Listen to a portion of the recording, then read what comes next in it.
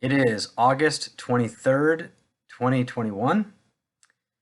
I'm doing this video because last Friday, the mid-afternoon, the Kent County Health Department put out an order requiring all pre-kindergartners through sixth graders to wear a mask in school.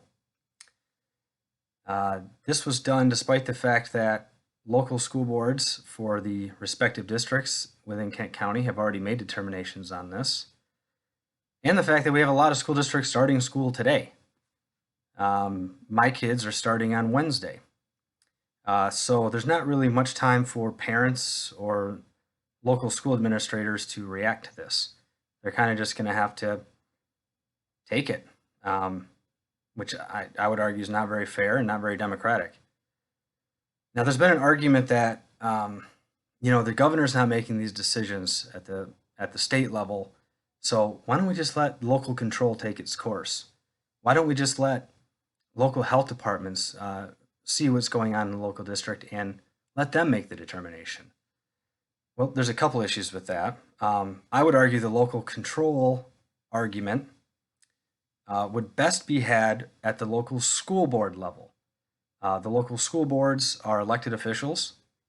They have received a ton of public feedback from parents and those in the community for how they want their local schools to be run. They're the ones ultimately who will be held accountable, and they can look at what's best for the circumstances within their individual school. Here's an example. My kids go to a small country school, a Catholic school in Grattan Township. My 7-year-old and 9-year-old are going to be in a building that does not have air conditioning. Wednesday is going to be 88 degrees for a high. At least that's what I saw today. I think there's a pretty good justification for factoring in that, hey, maybe it's not a good idea to have all the kids masked in areas where there is no central air. This type of decision and considerations don't get made by an unelected bureaucrat at the local health department. Another issue we have is the timing of when this order came out. The local health department director has been saying for several weeks now that there's not been a determination that has been made.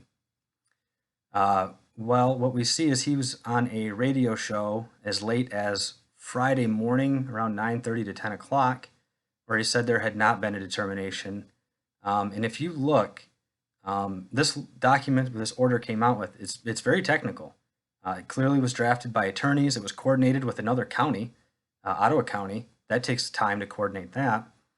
And it was drafted in a way to make sure that they'd covered all their bases and made sure that they wouldn't be open for a lawsuit for some small technical error that they made. And if you go back to when the governor had lost the Supreme Court case and the Emergency Powers of the Governor Act from 1945 was overturned, it took several days for the governor to draft new epidemic orders through the DHHS to kind of re-implement the order she had before. So I think there's a pretty overwhelmingly strong argument to be made that this order had been written for a while, at least several days. The health department director would have had to have known that this order was going to come out. And to use an old political trick of putting out bad news on a Friday mid-afternoon when everybody's leaving work, and then right before the school year is supposed to start, so there's no way for any type of public input. I find it frankly very undemocratic. And these are the types of decisions that people like myself get elected to make decisions on. We turn to those who have expertise, in this case, like a public health director, to give us the information, and then we'll evaluate it and make a determination. Look, this is the crossroads we're at right now. And this is bigger than just Kent County. This is bigger than just Michigan. This is a national issue that we're dealing with. What kind of society do we want to live in? Do we want to live in a free society that we've been living in since 1776?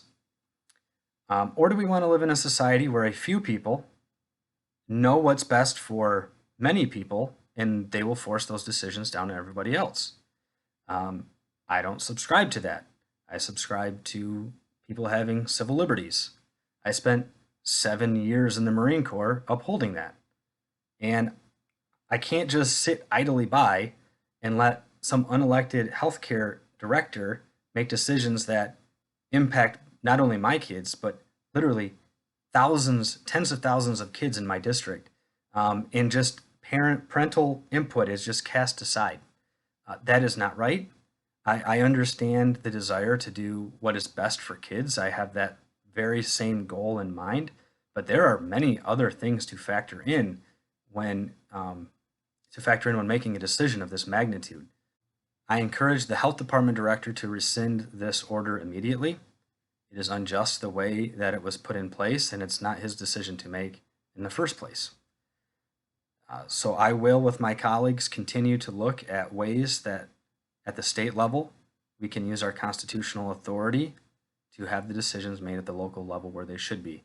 And this includes, yes, appropriations, power of the purse. Thank you, and God bless.